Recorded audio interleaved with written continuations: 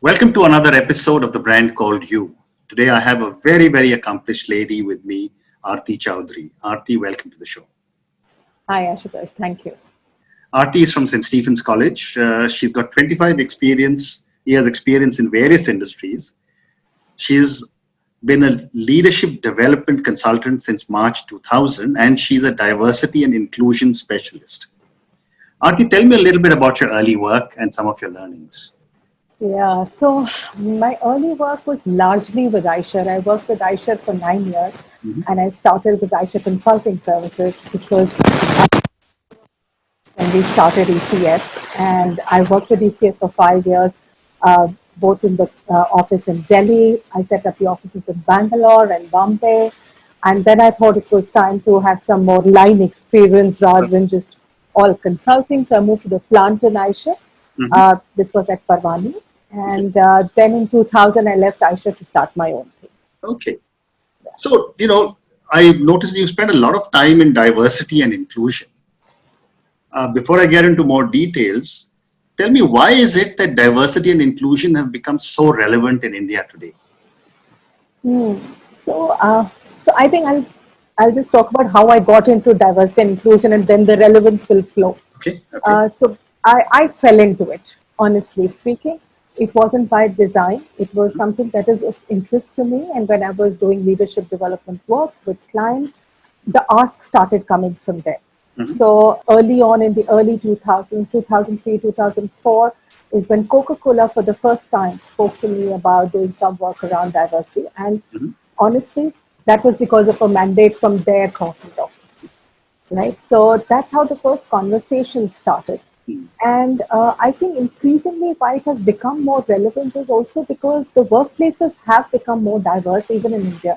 When I look back, when I started working in late early 90s, workplaces were pretty homogeneous, not just in terms of gender, but in terms of like North Indians worked in North India, South Indians worked in South India, West, so relatively little movement across geographies.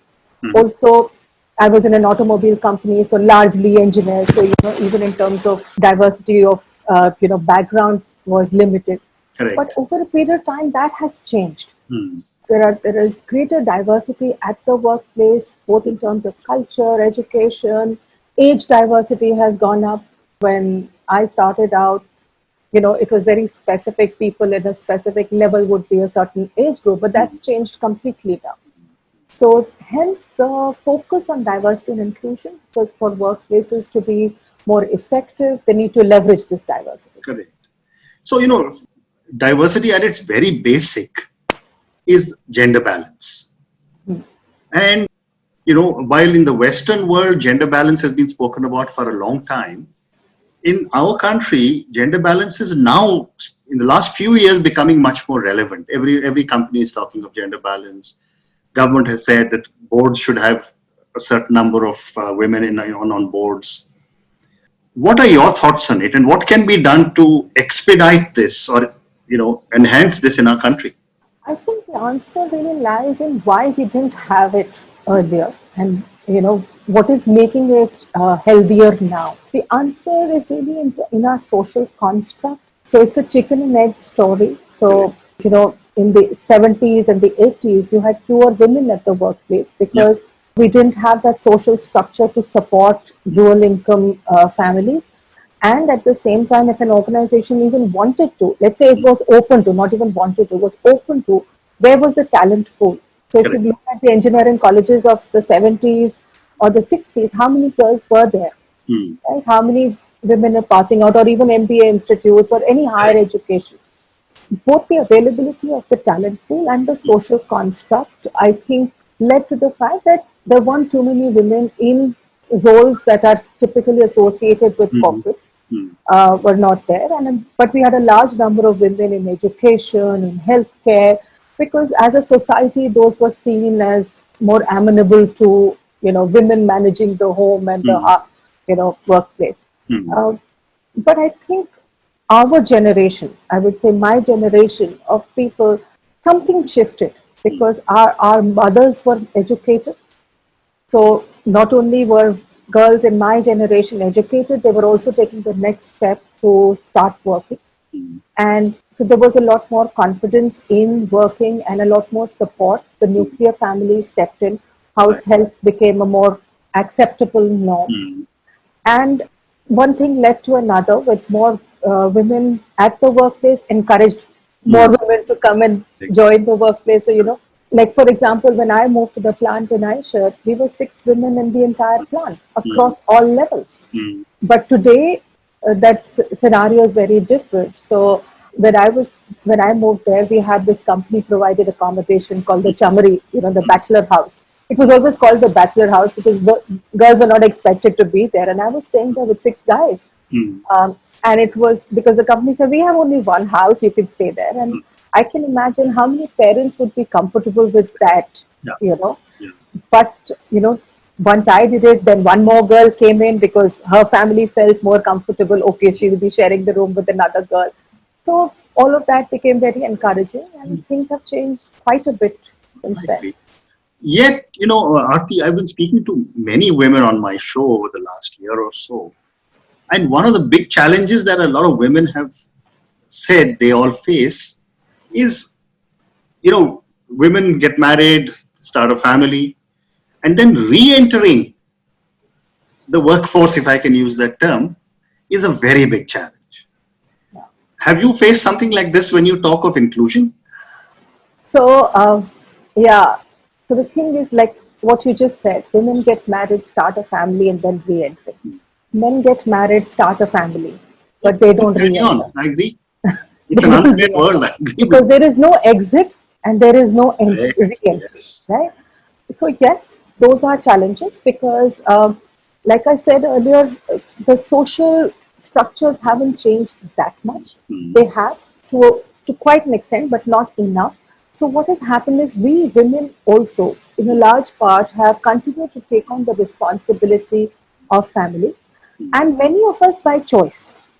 Many of us would rather have chosen to bring in that. Correct. However, the opportunities when coming back. So let's say I could have taken a break for family, I could have taken a break for education, aging parent, Yeah. wanted to pursue something. Yeah. A person can take a break for any number of reasons. Mm-hmm. Family being one of the largest number of people taking a break for. Any time when there's a break for a person to re-enter, I think today corporate India is still not very equipped to deal with that. And I'm saying it both from the employee perspective and the employer perspective. So as an employee, if I'm taking a 4-year break and wanting to come back, now to be with people who were my juniors and now coming back at the same level, I also need to rethink, rejig, reskill myself because my skills are outdated and Yeah. whatever. So my expectations need to be sorted. Similarly, I think a big aspect of re-entry is the age diversity. As corporates, when I do diversity and inclusion work, most companies are not even willing to acknowledge that there are barriers to age diversity. Correct. So if at, let's say, 33 or 34, I want to come back after a 5-year gap and work with a team where the average age is 26, the employer will be hesitant to say, they're all youngsters, you know, age-wise won't fit in. Mm. So we want somebody up to 27 to 30 max. So, and I also, as somebody coming back to fit in, so one of the big challenges is how we treat age Correct. and skills. The upskilling today, in the last 4 5 years, and thanks to the lockdown, that one positive thing that has come about is people taking charge of upskilling themselves, which was earlier left to the organization to provide those opportunities. True. So if I want to come back, I need to make myself relevant again. Mm. And But it's very interesting. You spoke about lockdown and upskilling. I was going to ask you a similar question, and that was that lockdown has, for the first time, seriously introduced work from home. Do you think this will change the options for a lot of women men and everyone. and men, of course? Actually, why I'm saying that is one of the biggest challenges with this work from home was earlier. A lot of companies had policies, but very few could actually leverage those policies because, while the policy is there for the organization, my manager is not too happy with me opting for work from home, or my colleagues take digs at me, because it is seen as a holiday or leave rather than work from home. I think what has changed with this is people have realized that work from home happens. You can be productive. We have created better performance management processes. So better target setting, better goal setting, better articulation of deliverables. That has enabled people to work remotely. And with both men and women and everyone working from home, the sensitivity towards each other has gone. So I say that tomorrow, even when, if ever we go back to the earlier days of everybody working out of an office, when somebody is opting for a work from home, I think the sensitivity towards that will be much higher. Also, more men will be comfortable to ask for it or take advantage of it, thus encouraging more women to feel less guilty about it. Okay. So it's like when men are also doing it, then it doesn't become a woman thing. I So see. that encourages women to continue to do that, because when it becomes a privilege only for women or something that only women are using, then there are more barriers to it, right? So now not only will there be greater appreciation and sensitivity, but I think more people taking these options will encourage others to not hesitate to do it. Because earlier I know a lot of women who would, not take it because of the subtle pushback that they would receive, and the kind of comments or not being included, because meetings would happen without them. People would make comments, "Arey, wo to aaj work from home kar rahi hai." But now I see that both men and women taking those options, and thus making it easier for everyone. Well, that's a very, very interesting perspective. Thank you. So one more question on diversity and inclusion, and then I move to some questions on coaching. This is the age of millennials and now the Gen Zs. How are they changing the whole concept of diversity and inclusion? I mean, I find them such a different and a breath of fresh air in the world. Absolutely, absolutely, and it's really wonderful to see that how the youth is far more inclusive, far more encompassing, and I think a lot has to do with the way the environment is. Look at our films, look at our literature, look at our music. So they are exposed to a lot more diversity, so they're more accepting of it. They're not growing up in homogeneous environments, and that is transforming the workplace as well. So, Right. for example, LGBTQI, so the young are more accepting of it, are more Correct. cool with it. There are more women at the workplace.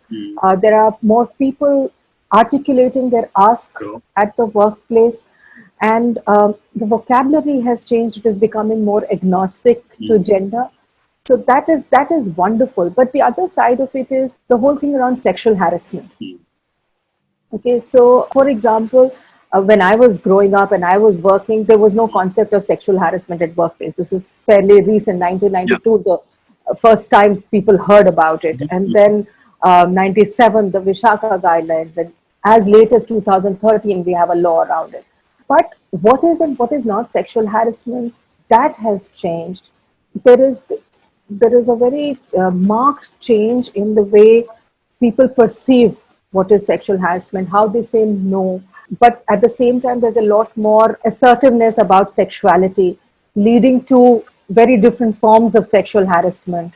So, what's okay for some of the young people, let's say in terms of language or in terms of asking somebody out, the date culture, which did not exist in my generation.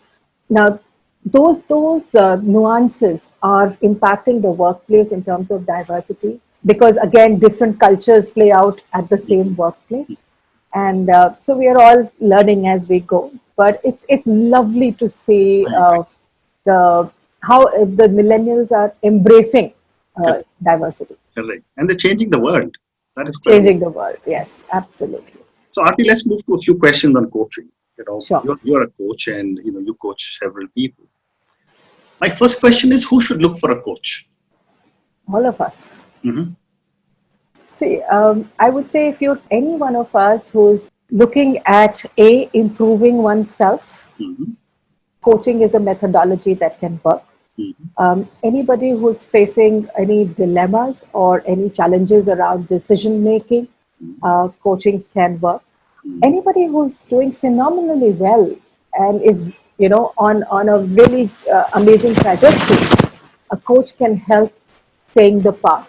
So it really depends on what you're looking for from coaching, but depending on what is your need, I think coaching is just a methodology Correct. which enables self-development. So all of us can do with some self-development. I agree with you. And how do I select a good coach? Like you would select a doctor. Hmm. Ask Um, around, is it? so one is not only ask, I think coaching is also a lot to do with chemistry. It's also a lot to do with trust and the relationship that you share. So somebody could be really wonderful, and but we just don't give off the right vibes to each other. So I would say that be very clear on why you are looking for a coach. What is it you want from that coaching relationship? And hence, the first thing would be: does this person have the right experience, or is this the right person from a skill perspective? Secondly, would be very, very important is how do I vibe with that person? Is there trust in this relationship? So those are the two things that I would look for. And yes, referrals is a very important aspect, because you will know, because they will know you, they will know who you vibe with, So and if they've used somebody in the past, but yeah, largely it depends on why you're looking for coaching and if you get along with that person. If you're going to be hating that conversation, you may as well not have that person as your coach. I agree. And I've met a lot of people who are coaches and a lot of people who are being coached. And a question that often comes up from the coachee is, how do I evaluate my coach? What are your thoughts? I will go back to, why do you have a coach? What is it that you are looking for from that relationship? If this relationship is enabling you to move in that direction, Right? then it's working. Hmm. It's not. And again, I will go back to, like you said, there are a lot of people who are coaching today. There are a lot of people who are, utilizing these relationships. I would again say that, it's really about what you want, and if it's taking you in that direction. And if it's not taking you in that direction, it's not about you, it's not about the coach. It's probably just not what was meant for you. Correct. But the clarity on what you want from the relationship can really, really help you evaluate whether it's enabling you or not. So having that initial dialogue, even with the coach, to understand what will be the outcomes of our engagement is very important. So, Arti, time for a few more questions for you personally.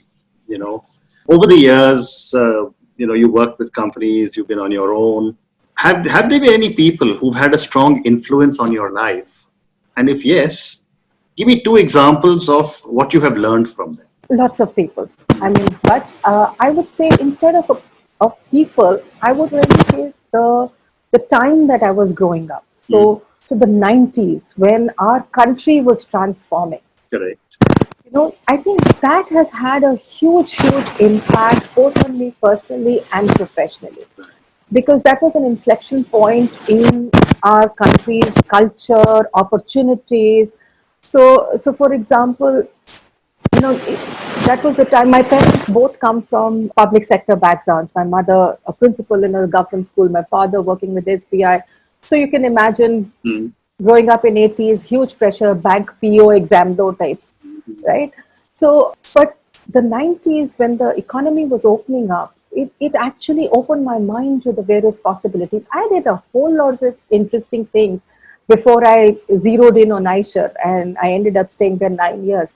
So I was an air hostess. I worked with a graphic designer. I worked with Sahitya Kala Parishad. I did a whole lot of interesting, and it's that time which offered me that opportunity. Correct. And And then, the whole the private sector was booming at that point of time. So the kind of learning opportunities, interacting with various people, being able to live in different cities on my own. That was the early days when people, lived on their own. So I think it's that whole time of the 90s which impacted me in many, many ways. And of course, I worked with wonderful people who gave me phenomenal opportunities. So that was definitely there. But I think all of us who Yeah. started working in the 90s had it going very good. And what would be three words that describe Arti? I think one is joyful, and that I think is the core. The other two would really be experimental. I'm willing to try a whole lot of things, and the third would be bindas. Okay, very nice words. So my next question to you is that if you were a role model to millions of children who closely followed you and your life choices, what would be the one thing you would change in yourself? I think the one thing I would want to change if I was to be wanting to inspire young people or look back at my own life is to be more focused. My choices were really about uh, the forks in the road that I came across, and half the time I just didn't enjoy it. But I would say be more focused, have more clarity on where you are going, so that you can make more informed choices. Interesting. So So I have time for two more questions for you. One question is that if you could gain one ability or quality you admire in someone else, what would that be? I think it would be communicating with more impact. Mhm. I really admire people who are able to inspire people with the power of their communication. And I wouldn't want to be in that situation where I think, oh, I should have said that. And my last question to you, Arti, with such an amazing career you've had so far, and I'm sure great stuff waits for you ahead. What would be the advice you would give to a young individual who is starting off their life today? I would say have fun. Okay. There are paths for everyone. There is a great life ahead for everyone, irrespective of the choices that you make. Correct. Have fun as you go along. Whatever choices you make, there is something great waiting for all of us. So don't forget to have fun as you go about doing it. Terrific. Arti, thank you very much. It's been such a pleasure speaking to you. Thank you, Ashutosh. Thank you.